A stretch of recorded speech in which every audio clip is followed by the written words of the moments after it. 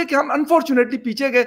हमने उसको अगर मेंटेन रखा होता तो शायद हम बेहतर पोजीशन पे होते, लेकिन अनफॉर्चुनेटली बहुत सारी चीजें हैं जिसको इमरान हुकूमत के इस इकदाम को बहुत ज़्यादा क्रिटिसाइज़ किया जा रहा है कि पाकिस्तान में मौजूद जर्नलिस्टों की आवाज़ों को दबाया जा रहा है। पाकिस्तान में पीएम इमरान को हो रहा है, क्योंकि यूएई का वहां पे आना, ये यहाँ पे भी मैं पिछले 2 महीनों से ये बातें सुन रहा हूं कि यूएई का वहां कश्मीर में आके इन्वेस्टमेंट करना, पाकिस्तान का कश्मीर इशू जो है वो। आज़म इमरान खान ने पीएम मोदी को ये ऑफर किया है कि चलिए टीवी डिबेट कर लेते हैं और एक टीवी डिबेट के थ्रू दोनों मुल्कों के बीच जो भी।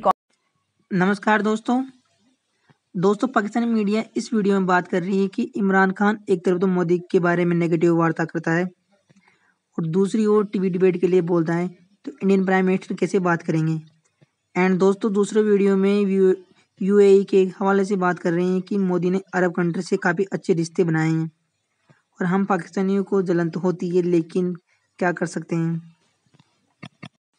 अगर दोस्तों वीडियो आपको अच्छा लगे तो वीडियो को लाइक एंड सब्सक्राइब जरूर करना। वज़ीर आज़म इमरान खान ने पीएम मोदी को ये ऑफ़र किया है कि चलिए टीवी डिबेट कर लेते हैं और एक टीवी डिबेट के थ्रू दोनों मुल्कों के बीच जो भी कॉन्फ्लिक्ट्स हैं, जो भी डिसएग्रीमेंट्स हैं, उनको रिजॉल्व किए लेते हैं। उन्होंने पीएम मोदी को टीवी डिबेट की ऑफ़र एक इंटरव्यू में की। वो रशियन टीवी को एक इंटरव्यू दे रहे थे। वज़ीर आज़म इमरान खान का विज़िट है रशिया की तरफ और रशिया वो जा रहे हैं, तशरीफ़ लेके जा रहे हैं, तो उन्होंने रशियन टीवी को एक इंटरव्यू दिया। आरटी को इंटरव्यू देते हुए जब एंकर पर्सन ने उनसे सवाल किया तो उनका कहना था, listen I would love to have TV debate with PM Modi. तो वज़ीर आज़म इमरान खान ने वज़ीर आज़म भारत यानी कि वज़ीर आज़म नरेंद्र मोदी को टीवी डिबेट की ऑफ़र कर दी है। उनका कहना था कि वो ये समझते हैं कि जो कॉन्फ्लिक्ट्स हैं उनको रिज़ॉल्व करने का बेहतरीन तरीका डायलॉग है, डिबेट है, और इसके थ्रू दोनों मुल्कों के बीच जो ताल्लुकात हैं वो बेहतर हो सकते हैं। सिर्फ यही नहीं, उन्होंने ये भी कहा कि इंडिया और पाकिस्तान के बीच ट्रेड को स्टार्ट होना चाहिए, तिजारत होनी चाहिए। वो समझते हैं कि दोनों मुल्कों के बीच तिजारत शुरू होनी चाहिए और ताल्लुकात बेहतर होने चाहिए, और वो ये चाहते हैं कि पीएम मोदी से वो एक टीवी डिबेट करें और वो ऑफ़र करते हैं। उनका ये स्टाइल एक चैलेंज जैसा स्टाइल था, यानी ऐसा लग रहा था कि वो ये ऑफ़र से ज़्यादा एक चैलेंज कर रहे हैं। लेकिन इस पे बात करने से पहले ये बात किए लेते हैं कि सिर्फ एक दिन पहले प्राइम मिनिस्टर इमरान खान के एडवाइज़र और पाकिस्तान के बड़े इंडस्ट्रियलिस्ट रज़ाक दाऊद ने ये कहा था कि भारत और पाकिस्तान के बीच ट्रेड शुरू होनी चाहिए। वज़ीर आज़म इमरान खान के इस इंटरव्यू से एक दिन पहले यानी कल के रोज़, और हमने इसके ऊपर प्रोग्राम भी किया था, रज़ाक दाऊद जो कि पीएम के एडवाइज़र हैं, उन्होंने ये कहा कि पाकिस्तान को भारत से ट्रेड शुरू करनी चाहिए, पाकिस्तान को भारत से ट्रेड खोल देनी चाहिए। उनका और उनकी मिनिस्ट्री का ये स्टैंड है कि पाकिस्तान को इंडिया से ट्रेड करनी चाहिए और ये पाकिस्तान इसका बहुत बड़ा बेनिफिशरी है। दोनों मुल्कों को फ़ायदा है, लेकिन पाकिस्तान को इससे ज़्यादा फ़ायदा है। तो पीएम के एडवाइज़र के इस स्टेटमेंट के अगले ही दिन जब वज़ीर आज़म इमरान खान आरटी को इंटरव्यू देते हैं तो वो इस मुद्दे पर भी बात करते हैं। हालांकि उनका ये इंटरव्यू उस बात पर मबनी था कि वो रशिया ले जा रहे हैं और रशिया में क्योंकि इस वक्त जो सिचुएशन है यूक्रेन और रशिया के हालात की, दोनों मुल्कों के बीच जो कॉन्फ्लिक्ट चल रहा है, उसके हवाले से भी गुफ्तगू हुई इसमें, और ज़्यादा गुफ्तगू जो है उनके इस दौरे के बारे में हुई कि वो विज़िट कर रहे हैं, तो उनके इस विज़िट का क्या मकसद है, वो क्या समझते हैं, क्या करने जा रहे हैं। लेकिन वज़ीर आज़म ने इस मुद्दे को उठाना ज़रूरी समझा और उन्होंने कहा कि जब पाकिस्तान और भारत के ताल्लुकात की बात हुई तो उन्होंने कहा कि ठीक है, मुझे तो बहुत खुशी होगी और I would love to have debate with PM Modi, let's have debate. लेकिन क्या ये जो तिजारत की बात हो रही है और 2 दिन के अंदर 2 बड़ी स्टेटमेंट्स पाकिस्तान की तरफ से सामने आती हैं, एक पीएम के एडवाइज़र रज़ाक दाऊद की और फिर अगले ही दिन पीएम इमरान भी ट्रेड की बात करते हैं, दोनों मुल्कों के बीच की होनी चाहिए, ताल्लुकात अच्छे होने चाहिए, और फिर पीएम मोदी को ये ऑफ़र करते हैं कि let's have debate, TV debate. तो इसका मतलब ये है कि पाकिस्तान ये समझ रहा है इस वक्त और ये चाहता है, और पाकिस्तान की ख्वाहिश है कि दोनों मुल्कों के जो बीच ताल्लुकात हैं वो बेहतर हों। तो ये एक बहुत बड़ी उम्मीद समझनी चाहिए इस रीजन के लिए, इस खत्ते के लिए, कि ठीक है, क्योंकि इमरान खान का ये भी कहना कि वो ये समझते हैं कि जो डिसएग्रीमेंट्स हैं उनको तमाम जो कॉन्फ्लिक्ट्स हैं उनको बातचीत के ज़रिए हल किया जा सकता है बजाय जंग के, झगड़े के। एक पीसफुल ऑप्शन जो है वो मौजूद है, तो ये भी एक अच्छी उम्मीद इसको कहना चाहिए। लेकिन सवाल ये है कि भारत की तरफ से इसका क्या जवाब आएगा। सवाल ये है कि क्या पीएम मोदी इसका कोई जवाब देंगे। आज तक वज़ीर आज़म इमरान खान ने प्राइम मिनिस्टर मोदी या इंडिया के हवाले से जितनी भी स्टेटमेंट्स जारी की हैं, जितना भी क्रिटिसाइज़ किया है, आज तक वज़ीर आज़म मोदी की तरफ से उसका कोई जवाब नहीं दिया गया। कभी भी कोई जवाब नहीं आता। बल्कि भारत में तो ये कहा जाता है, तज्ज़ियाकार ये कहते हैं कि पीएम मोदी अगर किसी को जवाब देना पसंद करते हैं या किसी की बात भी करते हैं तो वो नेहरू और गांधी से शुरू होते हैं। इनको भी कोई जवाब नहीं देते। वो जब भी क्रिटिसाइज़ करेंगे तो वो या तो नेहरू से शुरू होंगे और या फिर वो गांधी की बात करेंगे। वो इंदिरा गांधी तक की बात नहीं करते। वो क्रिटिसाइज़ करना भी सिर्फ दो लोगों को पसंद करते हैं और वो नेहरू और गांधी हैं। तो क्या जब वो अपने लीडर्स, जो कि उनकी कांग्रेस पार्टी, उनकी अपोजिशन पार्टी के बड़े लीडर्स, इंडिया के इतने बड़े लीडर्स हैं, अगर उनको भी वो जवाब नहीं देते, उनको भी वो क्रिटिसाइज़ नहीं करते, तो क्या वो वज़ीर आज़म इमरान खान की बात का जवाब देंगे और इस ऑफ़र को एक्सेप्ट या रिजेक्ट करेंगे? ऐसा नज़र तो नहीं आता, क्योंकि अभी रिसेंट पास्ट जो कुछ बातें होती रहीं, यहाँ से जो स्टेटमेंट्स जाती रहीं और जो क्रिटिसाइज़ वज़ीर आज़म इमरान खान उनको करते रहे बात बात पर, और बहुत ज़्यादा स्लोगन्स हमने इस्तेमाल किए, बहुत ज़्यादा नारे लगाए पीएम मोदी के ख़िलाफ़, मोदी के ख़िलाफ़ और मोदी के भारत के ख़िलाफ़, लेकिन आज तक मोदी की तरफ से कोई जवाब नहीं आया। तो ऐसा ही नज़र आ रहा है कि इसका भी कोई जवाब उस तरफ से नहीं आएगा। लेकिन हम इसको एक पॉजिटिव उसमें अगर देखें तो ये एक बहुत अच्छी बात है कि अगर वज़ीर आज़म इमरान खान ये कह रहे हैं कि वो एक डिबेट करना चाहते हैं और वाकई अगर इंडिया की तरफ से इसको एक्सेप्ट कर लिया। जब पाकिस्तान इमरान खान साहब ने एक रशियन टीवी आरटी को इंटरव्यू दे रहे थे, तो उन्होंने कहा कि मैं मोदी जी के साथ टीवी पे मतलब एक ओपन डिबेट करना चाहता हूं। एक तो ये मुद्दा है, क्या इज इट पॉसिबल? और दूसरी चीज ये है कि जो यूएई की इन्वेस्टमेंट है इंडिया में, वो काफ़ी मतलब उसमें बढ़ोतरी आ रही है, ज़्यादती आ रही है उसमें, मज़ीद वो इन्वेस्टमेंट की तरफ जा रहे हैं मुख्तलिफ सेक्टर में, और स्पेशली कश्मीर के अंदर जो वहाँ पे उनका जो डेवलपमेंट सेक्टर है, या फिर हम उसको हाउसिंग का सेक्टर कह सकते हैं, मॉल्स वगैरह बनाना चाहते हैं। तो ये सारी चीज़ें हैं, लेकिन कैसे हो रही है और कितने अरसे में ये मुमकिन है, और ये जो पूरा फेज़ गुजरा यहाँ तक आने में क्या काम करना पड़ गया, क्योंकि ये इंपॉर्टेंट है। इससे पहले क्योंकि यूएई और हिंदुस्तान के ऐसे ताल्लुकात नहीं है, जो पिछले 5-7 सालों से हमने उसमें जो चीज़ें देखी, नई नई डेवलपमेंट्स आई, यकीनन हिंदुस्तान के लिए भी बहुत ज़्यादा बड़ी बात है और यकीनन यूएई के लिए भी बहुत बड़ी बात है, क्योंकि दोनों को बड़ी मार्केट्स अवेलेबल है। यूएई तो बड़ा मुल्क नहीं है, लेकिन क्योंकि दुनिया की बहुत सारी कंपनीज के अपने हेडक्वार्टर्स वहाँ पर है, और हिंदुस्तान के पास एक बहुत बड़ी पॉपुलेशन है 135 करोड़ की, जिसकी वजह से एक अच्छी मार्केट है। तो ये सारी चीज़ें आईटी सेक्टर में उनके लोग दुनिया भर में काम करते हैं, और बहुत सारी चीज़ें जिसमें वो इन्वेस्ट करते हैं। क्या क्या चीज़ें, इन सारी चीज़ों पर डिस्कशन करने के लिए आज काफ़ी दिनों के बाद मुझे ज्वाइन कर रहे हैं मेरे बड़े अच्छे दोस्त आशीष सिंह साहब। Thank you Ashish for joining the show. Thank you Fakhar, आपके सारे दर्शकों को मेरा नमस्ते, और thanks again to you for inviting me again. Thank you very much and namaste to all of you जो हमें देख रहे हैं उन सबको। अच्छा अच्छी जी, एक तो ये मुझे बताएं कि पहले मेरे ख्याल मोदी जी और इमरान खान साहब से शुरू कर लेते हैं, तो फिर यूएई वाली बात की तरफ जाते हैं। उन्होंने आरटी को कहा, इससे पहले भी इस तरह के बयानात उनकी तरफ से आते रहते हैं, मुख्तलिफ किस्म की बातें करते हैं, कोई एक बात नहीं करते, एक लाइन होती है हर इंसान की, उस पे जाते हैं। कभी वो मोदी जी को जो है वो पता नहीं क्या क्या अलकाबात से याद करते हैं, फाशिस्ट कहते हैं, क्या क्या कहते हैं। अब वो कहते हैं कि मेरे साथ टीवी पे डिबेट कर लें, मतलब मैं पहले भी कहता रहा हूं कि हमें बातचीत करनी चाहिए, अब भी मैं कहता हूं। क्या कहानी नजर आती है आपको ये? मतलब मोदी जी तो देखते सुनते तो होंगे, मेरा नहीं ख्याल कि उनको पता नहीं होगा, या उनके जो एडवाइजर्स होंगे वो नहीं बताते होंगे। ये अलग बात है कि वो उस पर कोई रिस्पॉन्स नहीं देते, लेकिन पता तो होगा उनको।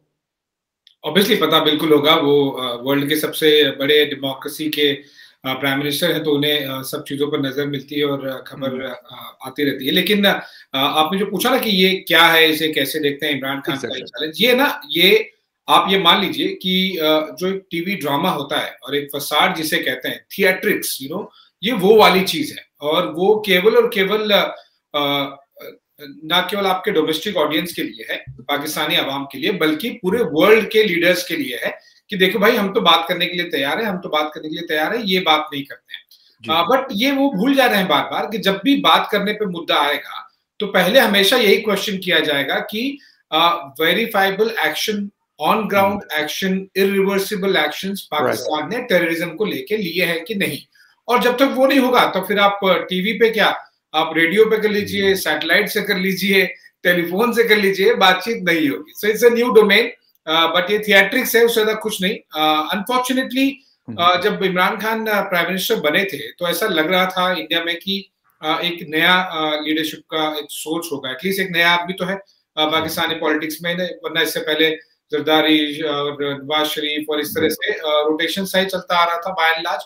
लेकिन इमरान खान ने बहुत डिसअपॉइंट कर दिया है, वो इसलिए क्योंकि देखिए इस तरह की चीजें वकार आपको भी पता है, हम दोनों टीवी जर्नलिस्ट हैं, हमें पता है कि ये ना एक दो दिन के लिए अच्छा साउंड करता है, it sounds big and makes headlines, but अगर आप strategic affairs domain point of view देखेंगे तो ये लॉन्ग रन में ना उस लीडर के लिए लैक ऑफ विजन भी रिफ्लेक्ट करता है।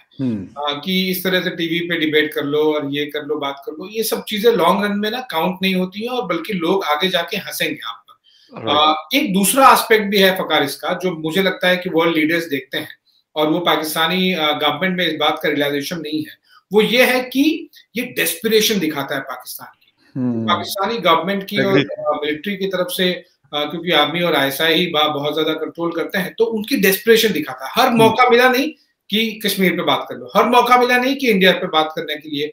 देखिए बॉस, एक सिंपल बात आप समझिए, चलिए आप मान लीजिए कि India is being unfair, hypothetically India is being unfair and is not talking to Pakistan, right? चलिए ये हम एक हाइपोथेटिकली मान लेते हैं। ओके, माय क्वेश्चन इज आगे क्या? चलिए इंडिया बीइंग अनफेयर नहीं बात कर रहा, अब आगे क्या for Pakistan? No one has an answer, specially in Islamabad and Rawalpindi. India बात नहीं कर रहा है, ये रट्टा मारने से आगे मूव ऑन भी तो करना पड़ेगा ना, आगे आंसर भी देना पड़ेगा। तो अगर इंडिया अनफेयर भी हो रहा है तो आप क्या करेंगे?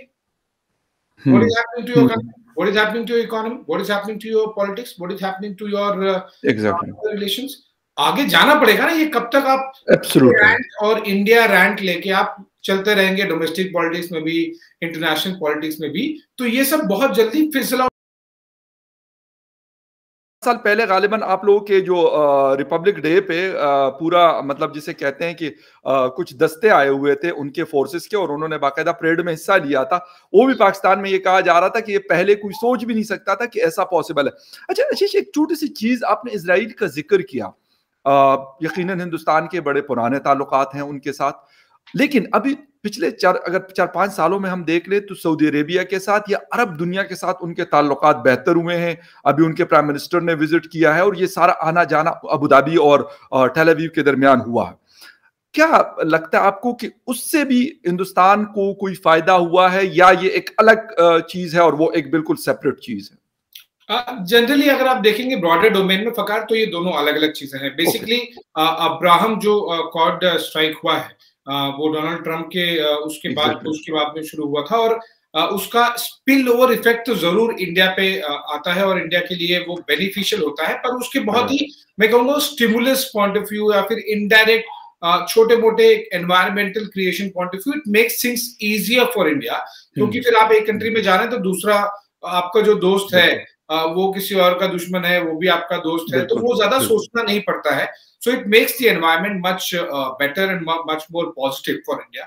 But by and large अगर आप देखेंगे तो ये जो bilateral, चाहे वो UAE हो, मिडिल ईस्ट हो या फिर कोई और कंट्री हो, वो by and large individual strength के लेवल पर ही इंडिया खेलता है, और चाहे वो पॉलिटिकल डोमेन हो, इकोनॉमिक हो या फिर डिप्लोमेटिक हो, तो by and large वो हमें एक अपनी स्ट्रेंथ का ही फायदा मिलता है। देखिए ऐसा है, ये जो दोस्ती यारी में ग्लोबल लेवल पर भी ना इसके बोलने पे ये कर दो, उसके बोलने पे वो कर दो, ये ना ज्यादा दिन चलता नहीं और इसकी कोई ज्यादा गहरी छाप भी नहीं होती है, लॉन्ग टर्म होता नहीं है ये। अगर आप में दम है तो फिर आप बात कर पाएंगे, वरना किसी को बोलने से, जो इमरान खान करते रहते हैं कि यार उसको बोलने करो, जैसे मोदी को बोल यार करो, इस तरह से ये आपको भी पता है ना, वो ये लंबा चलता नहीं है और इस तरह की चीजें कभी भी किसी भी डोमेन में सक्सेसफुल होती नहीं है। सो इट्स क्लियर इंडिकेशन कि इंडिया की जो इंडिविजुअल स्ट्रेंथ है वही makes the other countries sit on the table, strike the deals, sign the bilaterals, take it forward in a long-term manner. बिल्कुल सही। अच्छा, मतलब इमरान खान साहब का आप जिक्र कर रहे हैं तो बार बार बहुत सारी चीजें मेरे माइंड में भी आती है। वो हर चीज का इलाज जो है वो डिस्प्रिन की गोली से करते हैं। यकीनन आप लोगों के यहाँ भी, हमारे यहाँ सर दर्द के लिए इस्तेमाल होती है स्प्रिन, मेरे ख्याल पूरे एशिया में बल्कि दुनिया में, तो हर चीज का इलाज वो एक ही गोली से करना चाहते हैं, जो मुमकिन नहीं है। बिल्कुल सही है। अच्छा, एक तो ये है कि अभी जिस तरह यूएई ने पहले भी अनाउंस किया था कि हम वहां पे कोई मॉल बनाना चाहते हैं कश्मीर में, लेकिन अभी जो आप लोगों का जो नया एग्रीमेंट हुआ है सीपा, तो इसके अंदर कुछ नई डेवलपमेंट्स भी हुई है कि 17,000 करोड़ से ऊपर की इन्वेस्टमेंट आई थिंक सो वो करना चाहते हैं कश्मीर के अंदर। तो उसके बारे में थोड़ा सा बताएं, फिर मैं पाकिस्तान और कश्मीर के हवाले से फिर आपसे आखिरी वो सवाल करूं। देखिए फकात, जो सीपा साइन हुआ है 4 दिन पहले इंडिया और यूएई के बीच में, वो 1-2 डोमेन नहीं, कम से कम आधे डजन डोमेन्स में है। वो टेलीकॉम भी है, टूरिज्म भी है, एग्रीकल्चर भी है, एजुकेशन है, हेल्थ सेक्टर है, और बहुत सारे इस तरह के जो डोमेन्स हैं जिसको लेके सीपा साइन हुआ है। तो कश्मीर इन जनरल अगर आप देखेंगे तो बहुत रैपिडली ग्रो कर रहा है as far as the infrastructure development is concern. So Indian companies भी बहुत सारी इन्वेस्ट कर रही हैं, और obviously that was the whole and main purpose as far 370 and article 15 is concern. So उसका इफेक्ट, ये सब चीजें हो, जो कुछ इंडिया में तेजी से ग्रो हो रहा है वो कश्मीर में क्यों नहीं हो, इसीलिए 370 को हटाया गया था, और उसका रिजल्ट दिखना शुरू हो गया है। मॉल्स बनना एक more of a Kainchi thing, जो मैं जिस बारे में हम आसानी से डिस्कस कर लेते हैं, makes headlines sweeter and bigger, but telecom की चीजें आएंगी, हेल्थ सेक्टर की चीजें आएंगी, IIMs हो, IITs हो, इस तरह से बहुत सारी चीजें हर डोमेन में है। तो ये अगर 7-8 डोमेन में अगर सीपा साइन हुआ है, तो ये जाहिर सी बात है कि हर डोमेन में कश्मीर में इसका इफेक्ट दिखाई देगा। और UAE knows business much better than most of the countries in the world. You know, they're the kings of the business, so they know it. उन्हें कोई सिखा नहीं सकता, उन्हें कोई आम ट्विस्ट नहीं कर सकता। They know how to do business, so उन्हें पता है कि कहाँ पे फायदा है, कितना है, कैसे, so they invest. You're right, ये बिल्कुल सही है कि वो सही सच, मतलब बड़े ऐसे कारोबारी हैं कि मतलब वहां पे जाके देखता हूं मैं, आप भी जाते हैं, बल्कि हम सारे एशियन ज्यादातर दुबई के थ्रू सफर भी करते हैं और वहां जाते भी हैं। मतलब लगता है कि एक छोटा सा एक मतलब सहरा है, और उसके अंदर उन्होंने एक अलग से दुनिया बनाई हुई है, और पूरी दुनिया वहां पे आके बसती है। वो बेशक हमारे एशियंस हो, वो हम यूरोपियंस हो, वो अमेरिकन हो, या वो फिर ऑस्ट्रेलिया के लोग हो, हर इंसान आपको वहां पे नजर आता है। ये बिल्कुल उनको कारोबार करना आता है। अच्छा, एक आखिर में आशीष जी एक चीज पूछनी थी कि पाकिस्तान के लिए कश्मीर मुद्दा अब मजीद कितना मुश्किल हो सकता है या हो रहा है, क्योंकि यूएई का वहां पे आना, ये यहाँ पे भी मैं पिछले 2 महीनों से ये बातें सुन रहा हूं कि यूएई का वहां कश्मीर में आके इन्वेस्टमेंट करना पाकिस्तान का कश्मीर इशू जो है वो मतलब और पीछे लेके चला गया, मतलब बहुत पीछे रह गया पाकिस्तान, उससे वो लोग बहुत आगे निकल गए। तो क्या मतलब कहेंगे इस हवाले से कि पाकिस्तान के लिए फिर कश्मीर मुद्दे पे जो बात है, OIC है, अरब दुनिया है, वो तो मतलब जैसे नामुमकिन होता जा रहा है। ये नामुमकिन पहले भी था, लेकिन